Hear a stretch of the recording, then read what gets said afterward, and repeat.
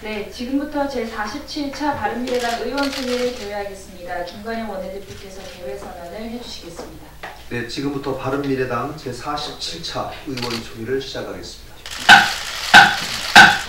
다음은 국민들의 순서입니다. 모두 자리에서 일어나서 태극기를 향해 주시기 바랍니다. 국기에 대하여 경례.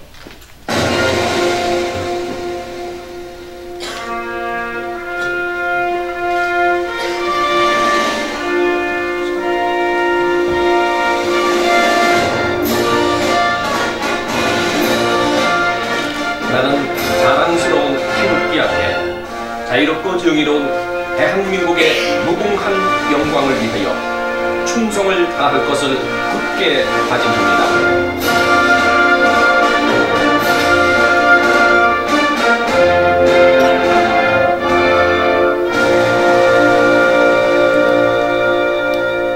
바로 이하 의례는 생략하겠습니다. 모두 자리에 착석해 주시기 바랍니다. 다음은 모두 발언 순서입니다. 손학규 당대표께서 모두 발언해 주시겠습니다.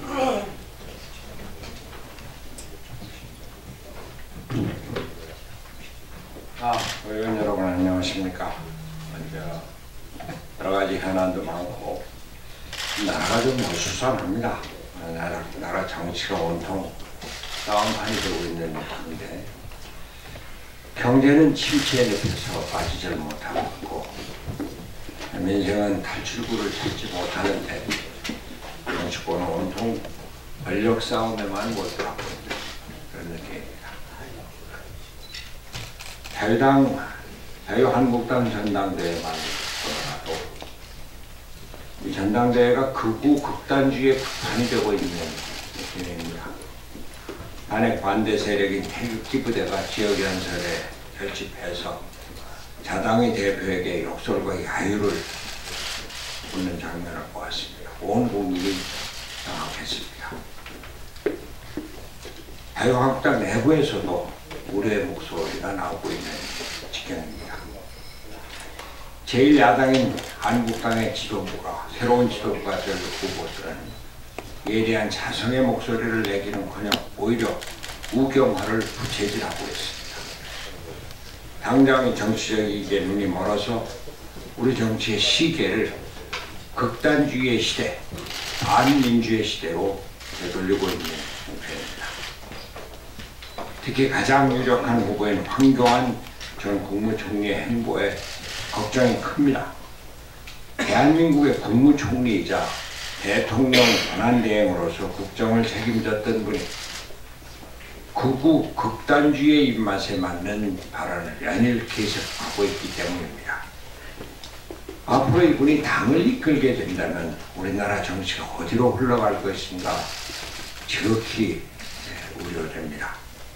지난 12일에는 박근혜 전 대통령을 돕기 위해 최순실 특검위원장을 불화했다 이렇게 말을 해서 논란을 불러일으키니 19일에는 박 전 대통령이 탄핵에 동의할 수 없다고 주장을 해서 국민적인 지탄을 받았습니다. 어제는 입장을 다수 후퇴시키면서 헌재 결정을 존중한다고 했지만 그 과정에서 절차적 정당성이 확보되지 않았다고 말해서 여전히 박 전 대통령의 탄핵 결정에 부정적임을 밝혔습니다.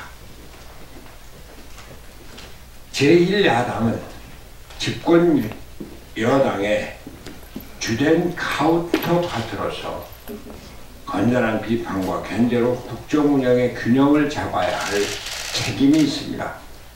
그런 제1야당의 대표가 될 후보가 당선되기도 전부터 민주주의와 다양성을 배격하는 극우 극단주의에 경도된 모습에 우려를 금할 수가 없습니다. 박 전 대통령의 탄핵은 위대한 민주주의의 승리였습니다. 국민의 힘으로 대통령 탄핵 소추안이 국회 의결을 이끌어내고 헌재는 엄정한 법적 절차에 따라서 수구일을 거친 후 재판관 8명의 전원일치 의견으로 대통령을 파면하는 결정을 내렸습니다. 당시 행정부의 수장이었던 분이 이제 와서 다만 그 조그마한 정치적인 이익을 위해 사법부의 결정에 문제를 제기하는 것은 스스로 민주주의적 가치관을 가지고 있지 않다고 고백하는 것이나 다름이 없습니다. 민주주의와 법치국가를 부정하는 인물이 제1야당의 대표가 되는 것을 상상만 해도 우리 정치의 미래가 우려되지 않을 수 없습니다. 제가 어제 최고회의에서 말씀을 드렸습니다만 정부 여당은 사법부의 판단을 마치 적폐청산하듯 비난을 하면서 대통령의 최측근 구하기에 나섰습니다. 민주주의가 심하게 훼손되고 있는 모습을 우리는 보고 있는 것입니다. 정부 여당이나 제1야당이나 민주주의를 짓밟고 삼권 분립의 민주주의 원칙을 훼손하는 이런 발언들, 이러한 행동 이제 삼가주어야 합니다. 어제 광주 민주화운동 관련 인사들의 방문을 받고 5.18 민주화운동과 광주 정신의 수호를 다짐한 우리 바른미래당은 대한민국의 민주주의를 지키는 도로가 될 것입니다. 오늘 의원 여러분께서는 우리나라 민주주의의 역군이라고 하는 인식을 가지고 당면한 여러 문제에 대해서 진지하게 토론해 주시기 바랍니다. 감사합니다. 네, 이어서 김관영 원내대표께서 모두 발언해 주시겠습니다. 네, 지금 국회가 2달 가까이 공백 상태가 계속되고 있습니다. 이 상태를 만들어 놓은 양당을 지켜보고 있노라면 과연 정상적인 모습인지 의구심이 들 정도입니다. 국민들께 고개를 들지 못하겠습니다. 교섭단체 1당과 2당이 고위컷을 공주하더니 이제는 이해할 수 없는 언행을 서슴지 않고 있습니다. 자유한국당은 소수의 과격한 세력과 함께 하더니 황교안 전 총리는 최근 언론에 나와서 박근혜 탄핵에 동의하지 못한다는 말까지 하는 지경에 이르렀습니다. 황 전 총리는 박근혜 정부 임기 내내 국무위원으로 함께 했었고 한국당은 당시 집권 여당이었습니다. 국정농단에 대한 정치적인 책임이 매우 큰 상황임에도 불구하고 반성은커녕 탄핵 재판을 불복하는 입장을 보이고 있습니다. 민주당도 다르지 않습니다. 민주당은 김경수 지사의 구속 및 2심 재판에 영향을 미칠 목적으로 기자 간담회까지 하면서 재판 불복의 입장을 계속해 나가고 있습니다. 법치주의의 근간을 흔들고 있으며 사법부 독립을 훼손하고 있습니다. 민주주의의 근간을 흔드는 일로서 집권 여당으로서 자격이 의심스러울 정도입니다. 태극기 부대와 함께하는 한국당, 재판 불복하는 민주당, 마치 샴 쌍둥이를 보는 것 같습니다. 정상적인 정당이자 공당의 모습이라고 보기 힘듭니다. 이뿐이 아닙니다. 최근 검찰 조사에 의해서 사실로 밝혀지고 있는 환경부 블랙리스트에 대한 청와대와 민주당의 반응을 보면 문화계 블랙리스트 사건이 터진 후에 보여준 박근혜 정권의 대응 방식과 너무나 닮았습니다. 김태우 씨의 폭로로 의혹이 발생하자 처음에는 강력하게 부인을 합니다. 그리고 정쟁으로 몰아갑니다. 사실이 조금씩 드러나자 모르쇠로 부인하고 강하게 변명을 하고 있습니다. 마치 3년 전에 청와대와 여당의 모습을 리플레이하여 보는 것 같습니다. 어제 공공기관 채용 비리가 추가로 적발됐습니다. 작년 12월에 여야가 합의한 공공기관 채용 비리에 관한 국정조사는 지금 민주당의 의도적인 방해 때문에 멈춰 있는 상황입니다. 여야가 합의한 공공기관 채용비리 국정조사 진행을 위해서 민주당은 국회 일원으로서 책임있는 모습을 보여야 합니다. 이처럼 양당이 이성을 잃은 모습을 보여주고 있는 이때 바른미래당만큼은 오로지 민생과 국익만을 생각하고 이를 정당의 가치 기준으로 삼고 있음을 제대로 보여주어야 합니다. 당리 당략을 위해서라면 국회도 법치도 삼권 분립도 모두 무시하면서 여론몰이에만 몰두하고 있는 양당과는 달리 공정하고 균형으로 민생과 개혁에 앞장서는 실용주의 정당이 되어야 합니다. 바른미래당이 존재하고 있음을 국민들에게 확실히 알려주어야 합니다. 오늘 의원총회는 그동안 원내 상황을 의원님들께 보고드린 후 바른미래당이 민생 실용주의 정당으로 가기 위한 의원님들의 지혜와 중지를 모으는 시간으로 진행하겠습니다. 의원님들의 기탄 없는 의견을 기대하겠습니다. 감사합니다. 네, 하태경 최고위원님 발언하시겠습니다. 이거 안 되냐? 되는구나. 네. 네, 저도 반복되는 면이 있긴 한데 중요한 문제라서 두 가지만 말씀드립니다. 우선 청와대 인사수석실 즉각 압수수색하고 전원 출국 금지 조치 해야 됩니다. 청와대가 청기를 누설했습니다. 청와대가 어제 청와대 오더를 받고 환경부 블랙리스트 작성했다는 환경부 관계자의 검찰 진술과 관련해서 지극히 정상적인 업무라고 반박했습니다. 합법적 체크리스트라고 이야기하게 됐습니다. 이것은 블랙리스트 작성과 표적 감사가 환경부 말고도 모든 부처에서 다 있었다는 걸 스스로 고백하는 겁니다. 환경부하고만 정상적인 업무를 하고 다른 부처에서는 비정상적인 업무를 할 리가 없지 않습니까? 환경부에서만 체크리스트를 만들고 다른 부처에서는 체크리스트 없이 일을 안 하지는 않았을 거 아닙니까? 때문에 이 검찰이 지금 규정하고 있는 블랙리스트는 행정부 전체에서 자행된 조직적 범죄라는 것을 스스로 자인한 겁니다. 실제로 보훈처의 전 독립기념관장, 법무부의 보훈복지의료공단과 법률구조공단의 이사장이 찍어내기 증언이 나왔습니다. 자기 사람 일자리 위해서 블랙리스트 작성하고 표적 감사한 겁니다. 이것도 일종의 채용 비리입니다. 김태우 수사관은 330개 기관에 660여 명의 블랙리스트가 있다고 주장했는데 이게 사실일 개연성이 커지고 있는 것입니다. 문재인 정권은 개혁 정권이 아니라 촛불 정권이 아니라 이명박 박근혜에 이어 적폐 3기 정권이 된 것입니다.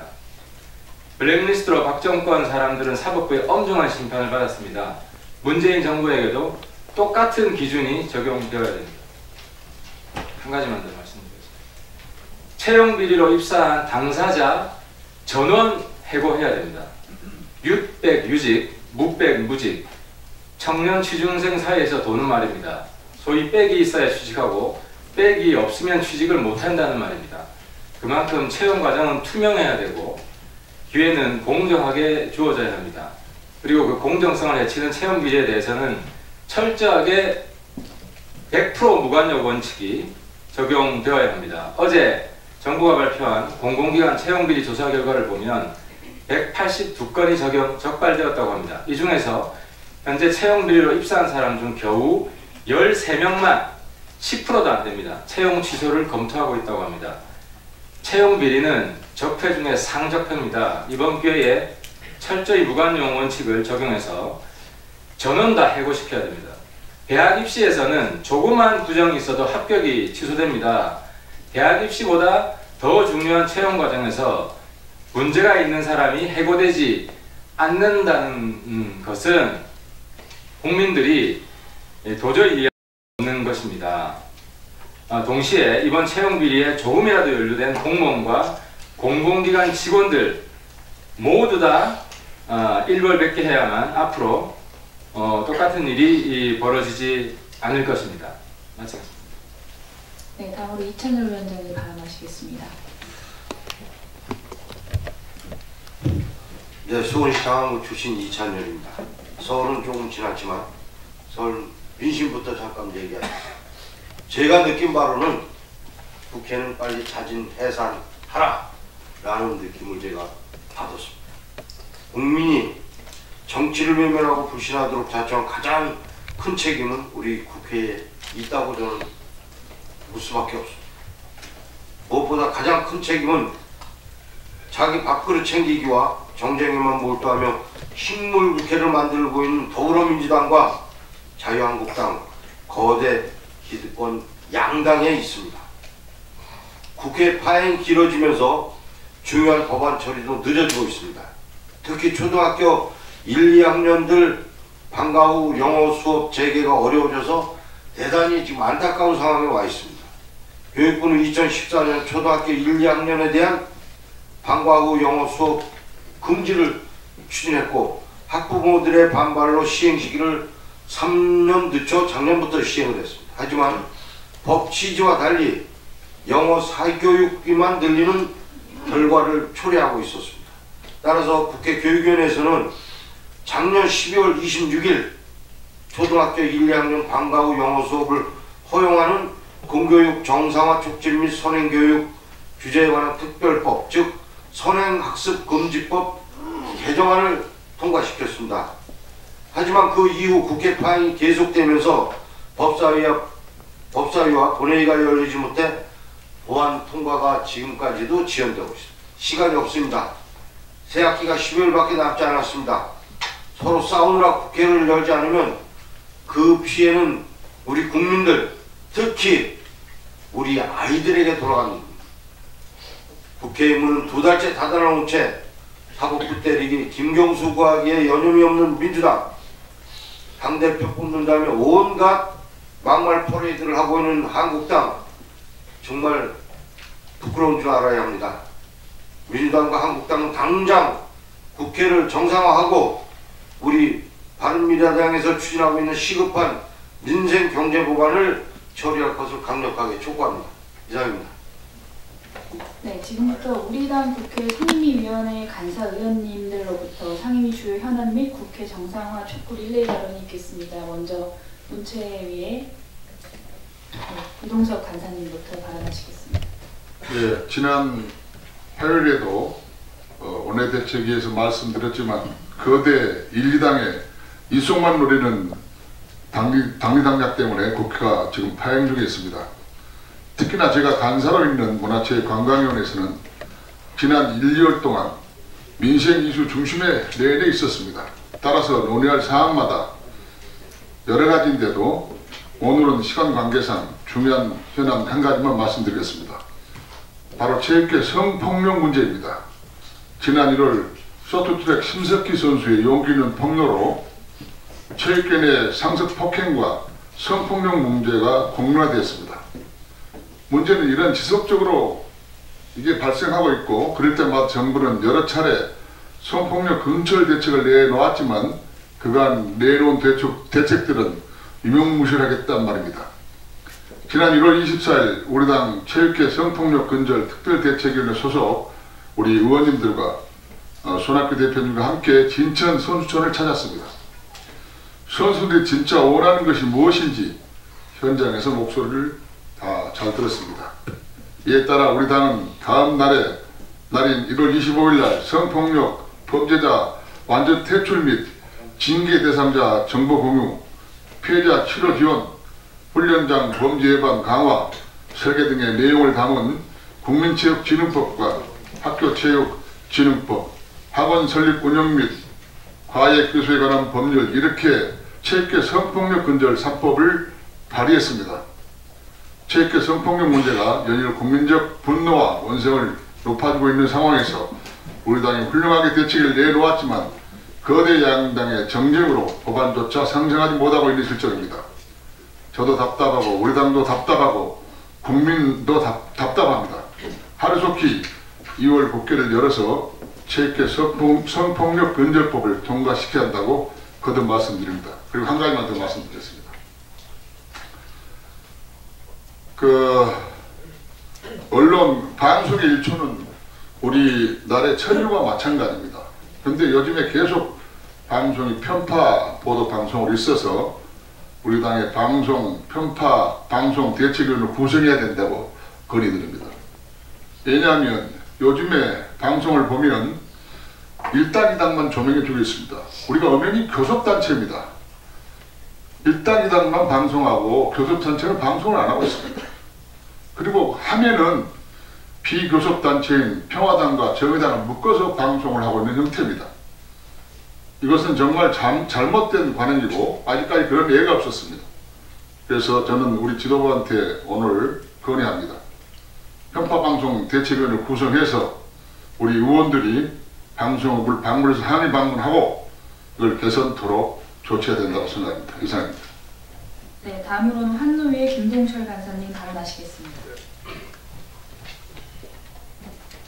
네, 박근혜 정부 문체부 블랙리스트와 관련해서 김기춘 전 비서실장, 조윤선 전 문체부 장관, 그리고 김종덕 차관, 김상률 교육문화수석, 정관주 문체부 차관, 신동철 국민소통비서관, 김소영 비서관 등이 모조리 1년 6개월에서 2년, 4년 이렇게 실형을 선고받았습니다. 그리고 당시 문재인 대선 후보는 민주주의 이와 같은 문화계 블랙리스트에 대해서 민주주의의 근거를 유린한 국가폭력이라고 한 바 있습니다.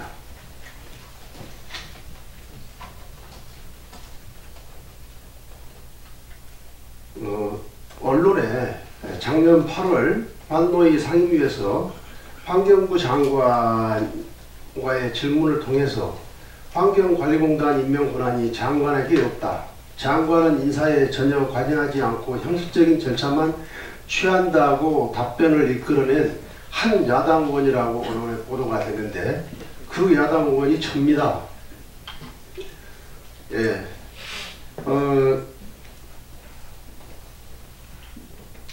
그런데 이제 문제는 이와 같은 일들에 대해서 이 정부가 희한한 무슨 합법적 무슨 체크리스트라고 이야기를 하고 있는데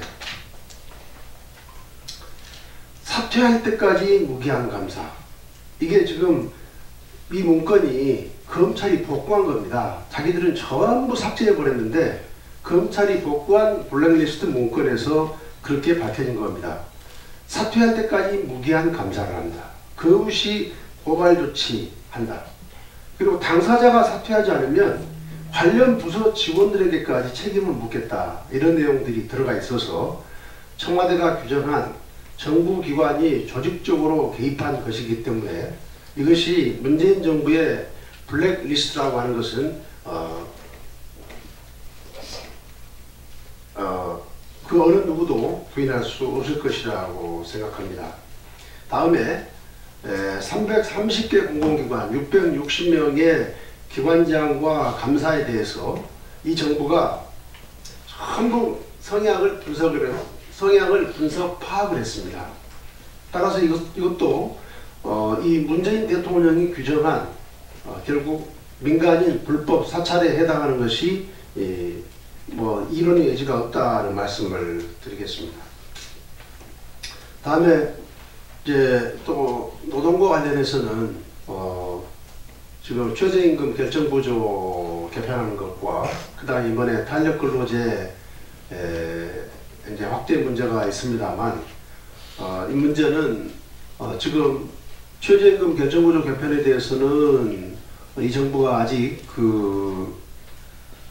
유일하게 지금 협조적인 한노총을 의식해서 지금 다시 그것을 정부 입장을 미루고 있는 상태입니다. 그러나 이것도 이번 임시국회에서 반드시 통과되어야 하고 탄력근로제는 지금 3개월 그 단위 기간을 6개월로 늘린 데만 가지고서 경사노위가 합의를 했지 2주간의 취업기축으로 할 수 있는 문제에 대해서도 논의가 전혀 없었고 그 다음에 도입 요건에 있어서 노사 서면 합의를 지금 그 도입 요건도 전혀 손대지를 못했습니다. 그래서 이런 문제들에 대해서 절차적으로 좀 더 국회에서 또 깊이 있게 다룰 필요가 있다고 생각하고 있고 또 탄력근로제뿐만 아니라 지금 4차 산업혁명 시대에 IT 업계 등에서 요구하고 있는 선택근로제와 같은 유연근로제에 대해서도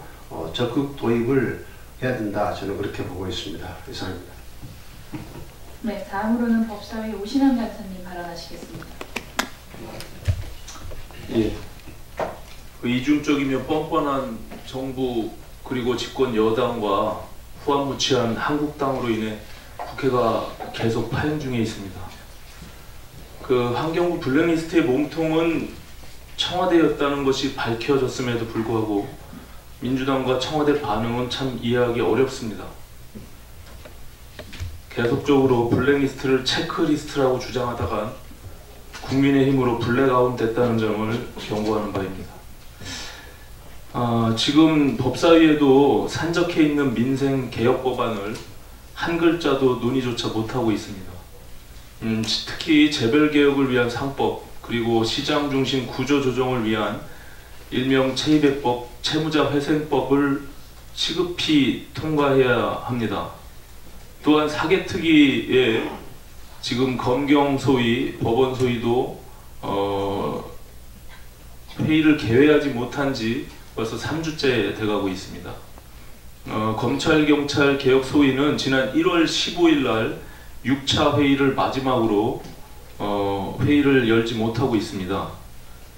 검경 수사권 조정 논의의 경우 일각에서 검찰과 경찰 간의 알력 다툼으로 곡해하는 모습도 있지만 선진 형사 사법 시스템으로의 개편을 통해 국민의 인권을 보호하고 보다 효율적인 수사구조의 정착을 도모하기 위한 목적입니다. 상당한 논의를 진척하고 있음에도 불구하고 6차 소위 이후에 아무런 논의조차 못하고 있는 것은 지난 청와대의 밀어붙이기식 조혜주 성관이 상임위원 임명과 한국당의 아나무인식의 의사일정 거부로 인해서 지금 1개월째 개적 휴업 상태를 보이고 있습니다. 국민들께는 6개월 연장을 통해 논의의 결실을 맺겠다고 해놓고 실제로는 공전을 이어가고 있는 모습은 국민들에 대한 기본적인 예의가 아닙니다. 더욱이 사개특위를 비롯한 6개 특위의 연장 운영에는 필연적으로 국민의 혈세가 투입될 수밖에 없다는 점에서 더 이상 국민들을 실망시키는 일은 중단해야 할 것입니다.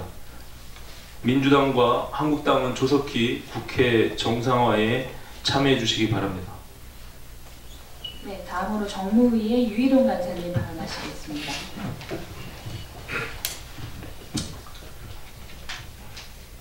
정무위 간사 유희동입니다. 정무위에서는 임시회를 통해서 손혜원 의원 부친의 독립유공자 선정 관련 의혹, 또 윤주경 전 독립기념관장의 강제 사퇴 압박 의혹, 그리고 공직자 이해충돌 방지를 위한 법안 제정을 위한 논의가 시급한 상황입니다. 먼저 손혜원 의원 부친의 독립유공자 선정 논란과 관련된 것을 살펴보면 이태규 의원실이 보훈처에서 제출받은 자료에 따르면 재심 신청자 중 7명 중 손 의원 부친만 보훈처가 유공자 선정 기준 완화를 발표하기 전에 신청이 이루어졌고 좌익 경력 재심 신청자 3명 중 유일하게 선정되었습니다. 또 광복후 조선 공산당 관련 활동 이력 때문에 보훈심사에서 탈락하다가 7번 만에 독립유공자로 선정된 것입니다. 이 과정에서 소원해원 의원이 피우진 처장을 따로 만난 것이나 보훈예우국장이 2차례나 손 의원을 찾아가는 등 손 의원이 부당한 영향력을 행사했다는 의혹이 불거진 상황으로 국회 차원의 정확한 진상규명이 필요한 상황입니다. 두 번째로 공직자 이해충돌 방지 위한 부정청탁금지법 관련입니다. 이 역시 손혜원 의원으로부터 출발을 한 논의입니다.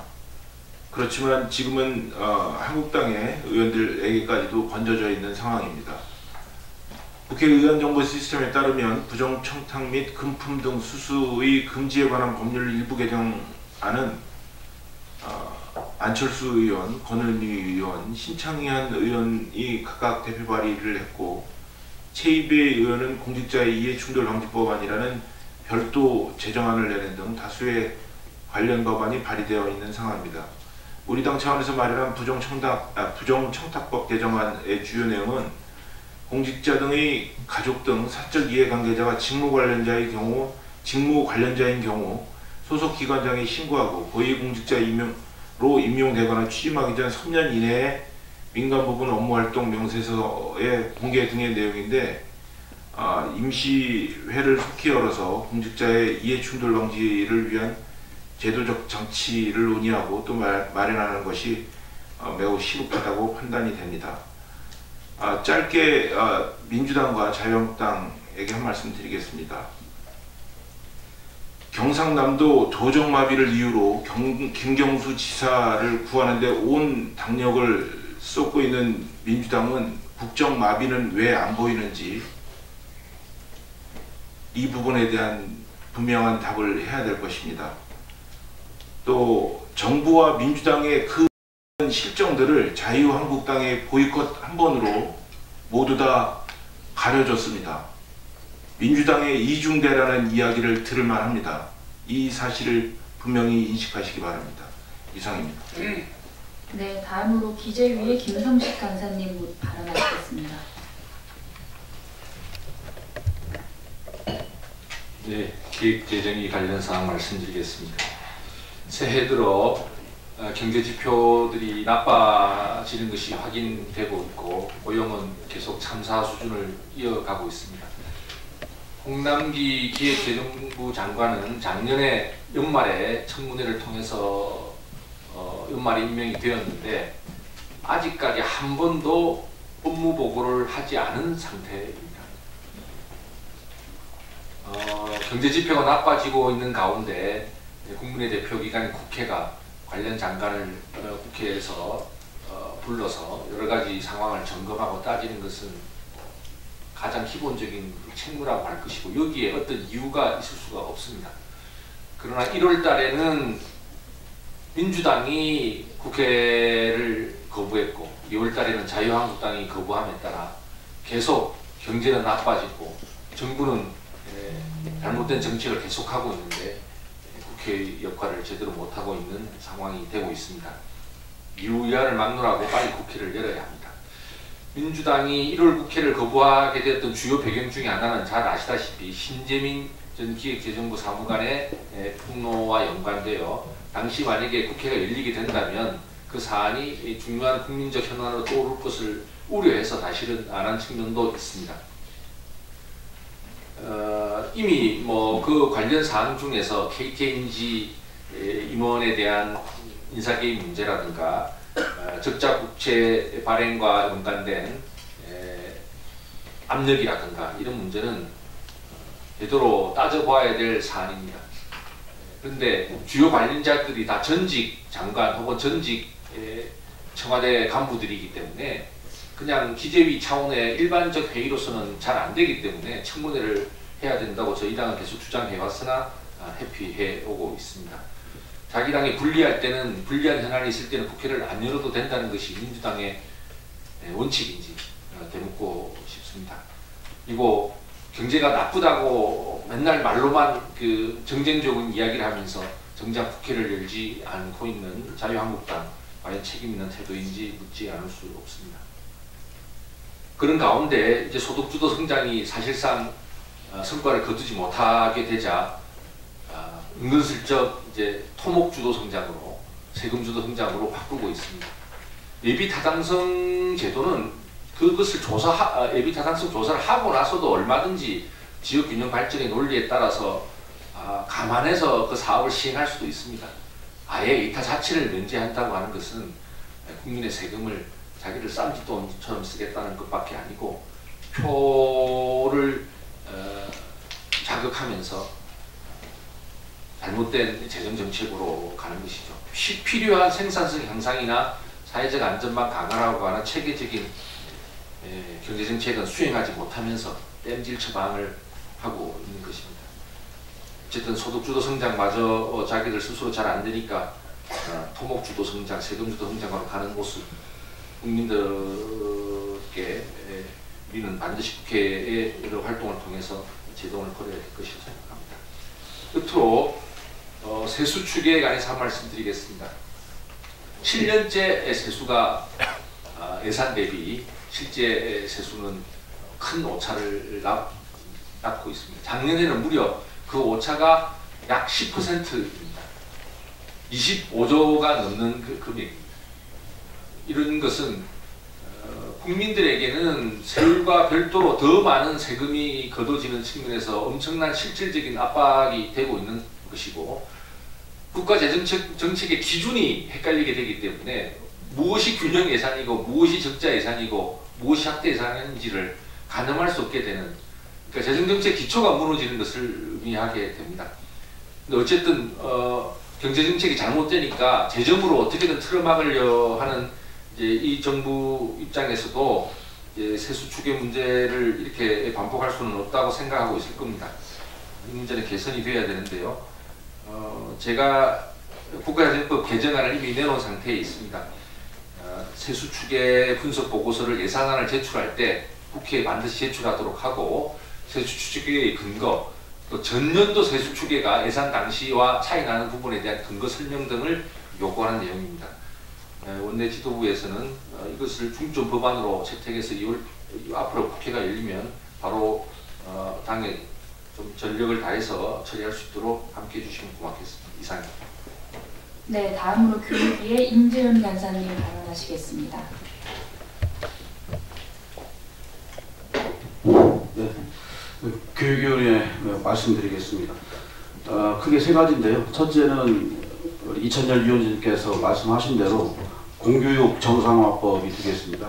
유치원생들에게도 지금 방과 후에 영어 공부도 좀 하고 있고, 그 다음에 3, 4학년도 하고 있는데 공교육기도 1, 2학년만 지금 배제된 채 지금 학교 현장에서 상당한 혼란을 겪고 있습니다. 그래서 다행히도 이제 교육위원회에서는 여야 간에 큰 이견이 없이 통과된 것이고 현재 법사위에 계류되어 있는데 우리 존경하는 오신환 의원님, 최인배 의원님 법사위에서 간절히 지금 기다리고 있으니까 거대 담합 양당은 결단을 속히 내려주시길 바라겠습니다. 두 번째는 그 유치원 3법 관련인데요.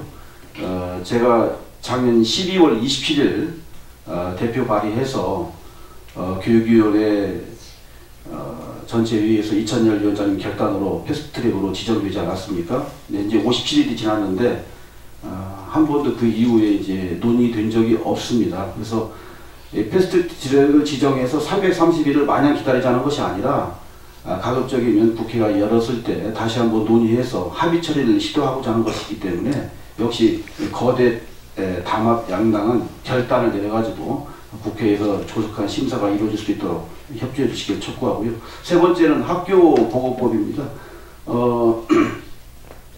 지금 학교 현장에서 특히 이제 초등학교와 중학교에서 성면 해체 작업이 좀 진행 중에 있습니다. 교육부에서는 2027년까지 3조 원의 예산을 투입해서 전면적으로 성면 해체 제거 작업을 실시하고자 하는데 이것이 일선 학교 시달릴 때는 가이드라인이라는 게 있습니다. 가이드라인이 있는데 지켜두고만 안 지켜두고만 이미 규정이에요. 그래서 제가 대표 발의한 것은 뭐냐면 가이드라인을 반드시 준수하고 지키도록 해서 강제성을 도입을 했습니다.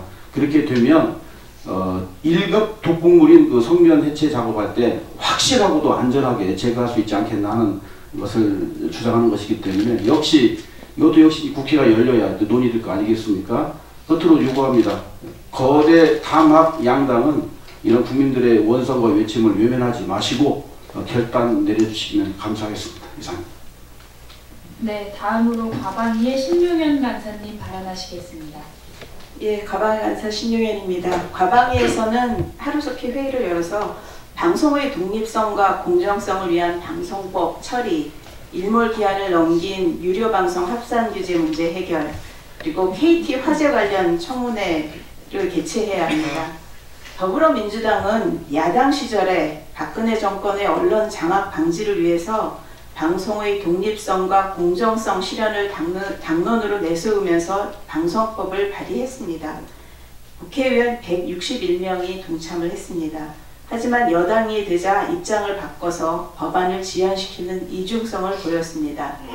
그러다가 다행히도 지난해 11월 대통령과 여야 5당 대표가 여야정 협의체를 통해서 방송법 개정을 본격적으로 논의하기로 약속했고, 이에 따라서 과방위에서도 올해 2월 임시국회에서 방송법 처리를 하자고 합의한 바 있습니다. 이에 따라서 세부적인 사안을 법안 소위에서 논의하고 각당 의견이 교환되고 있는 상태에서 국회가 공전되고 있습니다. 민주당과 자유한국당은 조속히 2월 국회를 열어서 여야 5당 대표 합의 약속을 지키고 방송 공정성 확립에 동참해 주시길 바랍니다. 또한 유료방송 합산 규제가 작년 6월에 일몰되었지만 과방위는 이에 대한 심도 있는 논의와 결정을 내리지 못하고 있습니다. 최근에 넷플릭스나 유튜브 등 해외 인터넷 기업의 적극적인 국내 시장 진출로 우리 방송시장 지각 변동이 일어나고 있지만, 이 합산 규제 문제 때문에 불확실성이 높아서 우리 방송 산업 분야는 시장 변화에 속수무책으로 있습니다. 규제 연장이나 일몰을 결정해야 하는 국회가 하루속히 열려서 유료방송 합산 규제 문제를 해결해 주어야만 합니다. 원래 25일, 이달 2월 25일 날 법안 소위를 열어서 유료방송 합산 규제 문제를 논의하기로 지난주에 합의했었습니다. 그런데 이제 오늘 아침에 다시 확인을 했는데 아직 그 자유한국당에서 전향적인 그 답을 주지 않고 있습니다. 반드시 2월 국회 정상화를 통해서 이 문제를 해결해 주기 바랍니다. 마지막으로 KT 화재 청문회 개최를 2월에는 꼭 해야 합니다. 작년 11월 KT 아영국사 화재로 서울의 4분의 1이 마비되는 통신 재난 사태가 벌어지고 있지만 아직까지 화재의 원인조차 제대로 밝혀지지 않았습니다. 원인이 규명되지 않았기 때문에 재발 방지 대책은 물론이고 피해 보상에 관련된 것 역시 요원한 상황입니다. 2월 임시회를 통해서 예정된 3월 청문회 개최를 확정하고 화재의 정확한 원인을 밝혀서 재발을 방지하고 피해자의 보상을 확실하게 해주는 그런 결정을 내려야겠습니다. 더불어민주당과 자유한국당에 다시 한번 촉구하겠습니다. 국민은 뒤로 한 채 당리당략에만 매몰된 이전 투구를 멈추고 속히 국회 정상화에 합의해 주시길 바랍니다. 이상입니다. 네, 다음으로 국방위 하태경 간사님 발언하시겠습니다. 네, 간단하게 말씀드리겠습니다. 국방위도 시급합니다. 이제 뭐 내일 모레면 북미 정상회담 비핵화 문제가 논의될 것이고요. 또 한미 방위비 분담금 협상 이 문제에서도 좀 꼼꼼히 따져봐야 됩니다. 그래서 뭐 다른 상임위와 마찬가지로 저희 국방위도 좀 즉각 개최돼야 된다는 말씀드립니다.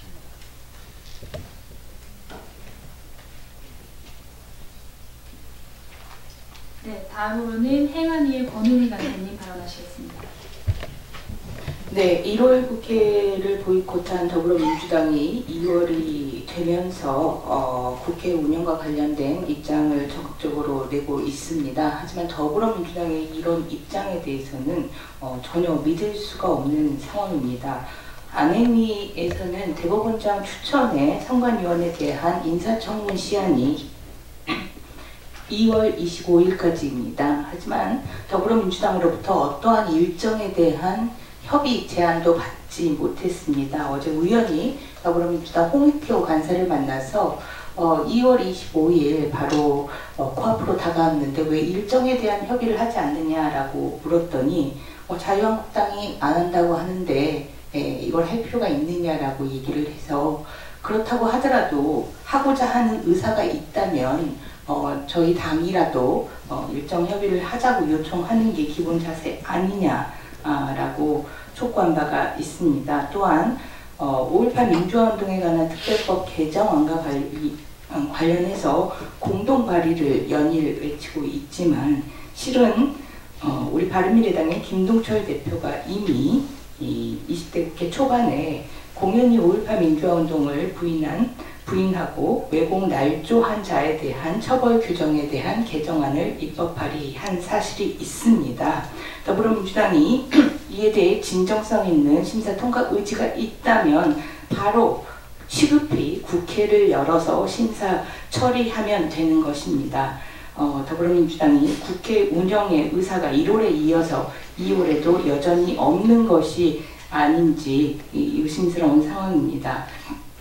저희 안흥에서는 방금 말씀드린 중앙선관위원 인사청문회 이외에 오랫동안 산적해 있던 진실 화해를 위한 과거사 정리 기본법을 올 초에 심사하기로 내부적으로 이야기가 되었던 상황입니다. 이와 관련해서 많은 유가족들이 안흥의 정상적인 운영을 기다리고 있습니다. 제주 4.3 사건, 또한 여순 사건 등 그리고 한국전쟁 유가족 등 많은 유가족들이 기다리고 있는 상황입니다. 국회 정상화를 다시 한번 촉구합니다. 그리고 또한 4차 산업혁명의 핵심이 될 수 있는 개인정보의 수집과 처리에 관한 심사가 기다리고 있습니다. 개인정보보호법 개정안인데요. 관련 산업계에서 이에 대한 법안의 논의를 기다리고 있는 상황입니다. 안행위를 조속히 정상화시켜서 이러한 법안들이 논의되기를 기대합니다. 네, 다음으로는 농해수위의 정운천 간사님 발언하시겠습니다.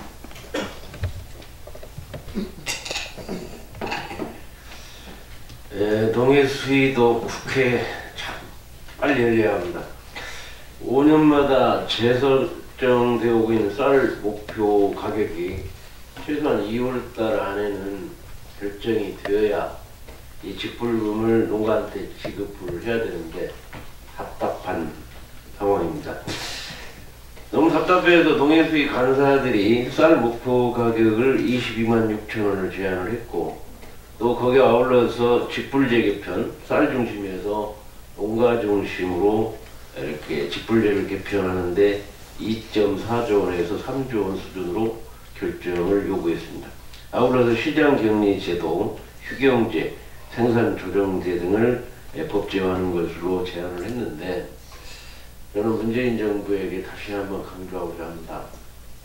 지금 농촌에 37,700개 마을이 있는데 이 40살 이하 청년농이 애기 울음소리가 날 수 있는 40살 이하가 9,200농가, 4개 마을에 한 농가 정도 있습니다. 그러면 3개 마을에 아예 한 농가도 없다는 얘기가 됐죠.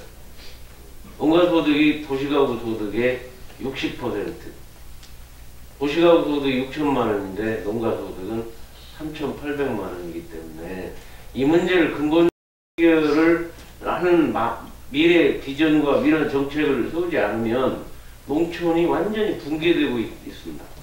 그래서 이러한 걸 근본적으로 이 시장 안전망을 위해서라도 쌀 목표 가격을 최소한 24만 원까지 해야 된다. 또 최저임금이 29% 올라갔으면 그 기준으로 보더라도 최소한 그렇게 올라가야 된다 해도 꼴먹은 덩어리가 돼 있어요. 도저히 20만 원 이상 올릴 수가 없다고 지금 이렇게 정부에서는 하고 있습니다. 과연 이 농촌의 새로운 미래를 어떻게 생각하는지 문재인 정부 다시 한번 촉구하고 빨리 국회 열려서 이 문제는 우리 직불제를 빨리 농가에게 공급해야 되기 때문에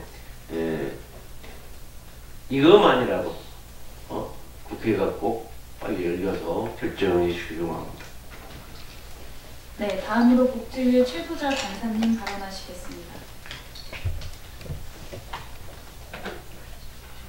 예, 보건복지위원회 간사 최도정 의원입니다. 현재 보건복지위원회 계류 중인 법률안은 모두 1179건입니다. 모든 법안이 중요하고 시급히 처리되어야 하겠으나 그중 가장 우선적으로 처리되어야 할 입법 과제는 임세원법인 의료법과 정신건강증진법 그리고 윤한덕 법인 응급의료에 관한 법률 개정안 처리입니다. 지난 12월 31일 강북 삼성병원 정신건강의학과 임세원 교수가 진로 도중 중증 정신질환자가 휘두른 칼에 찔려서 사망하는 사건이 발생하였습니다.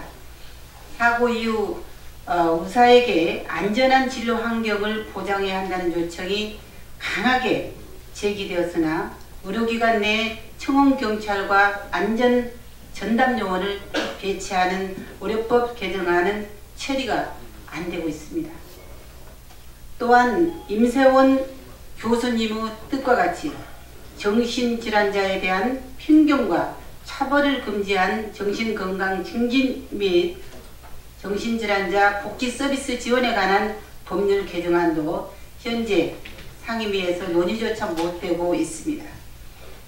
그리고 윤한덕 중앙응급의료센터장은 지난 설 연휴 마지막 날 사무실에서 숨진 채 발견되어 우리 국민들의 마음을 아프게 하였습니다. 윤 센터장은 응급구조 체계 구축을 위해서 평생을 바쳤습니다.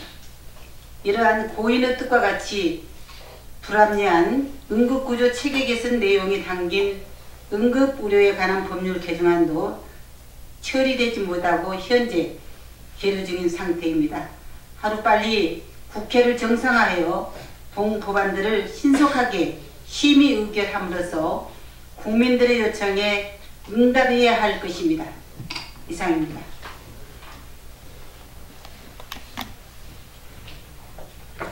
네, 다음으로 여성가족위원회 바른미래당인 간사인 김수민 의원이 발언하겠습니다. 국회 개정 후 휴업 상태가 길어지고 있어서 안타까움을 넘어서 개탄스러운 상황입니다. 여가위는 지난 1월 청년기본법, 성차별 성희롱 금지 법안 2건의 공청회를 이달 2월 13일에 열기로 간사 합의까지 마무리했음에도 불구하고 계속된 거대 양당의 정쟁이 현재까지 지속된 탓에 예정된 회의까지 무기한 연기된 상황입니다. 정부에서 발표한 성폭력 등 체육계 비리 근절 대책에 따르면 체육단체, 협회 등 사용자나 종사자의 성폭력 사건 신고를 의무화하고 성폭력 사건을 은폐 축소하는 경우에 최대 징역형까지 형사처벌하도록 법령 개정을 추진하겠다고 밝혔습니다. 지금 현재 관련 내용을 담고 있는 성폭력 방지법이 이미 6개월 전인 지난해 9월 여야의 쟁점 없이 여가위를 통과했습니다. 하지만 지금 국회의 공전 상황으로 인해서 이 성폭력 방지 법안이 법사위에 계류되어 잠자고 있습니다. 현재 여가위에 계류된 법안들 중에서는 성차별 금지 및 권리구제법, 한부모 가족지원법, 위안부 피해자법, 청년기본법, 건강가정기본법, 양성평등기본법 등 심지어 정부가 국회에 신속한 처리를 요청한 법안들입니다. 민주당과 한국당 거대 양당이 담합해서 국회를 공전시키고 있는 지금 이 순간에도 수많은 약자들은 피해를 입고 있습니다. 성폭력과 성희롱 없는 세상을 위한 피해자들의 용기 있는 외침에 정작 국회가 응답하지 못한다면 그들의 목소리에 누가 응답을 할 것이란 말인지, 또 그들의 상처를 누가 아물게 할 것인지 거대 양당에 묻지 않을 수 없습니다. 그 두 거대 양당은 감히 사회적 약자를 위한 정당, 을을 위한 정치를 한다고 이야기하면 안 될 것입니다. 입법 활동은 국회 고유의 권한이자 책무입니다. 국민의 삶과 직결되고 촌각을 다투는 민생 법안들이 현재 쌓여 있습니다. 정치 공방으로 국민의 요구를 외면한다면 국민이 국회를 외면할 것이라는 것을 거대 양당은 가슴 깊이 명심하길 바랍니다.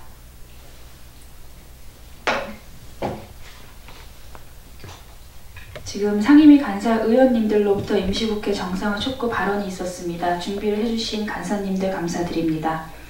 우리 바른미래당은 임시국회 정상을 위해 더욱 매진할 것을 약속드립니다. 이것으로 공개 회의를 마치고 회의를 비공개로 전환하도록 하겠습니다. 언론인 여러분들의 협조를 부탁드리겠습니다.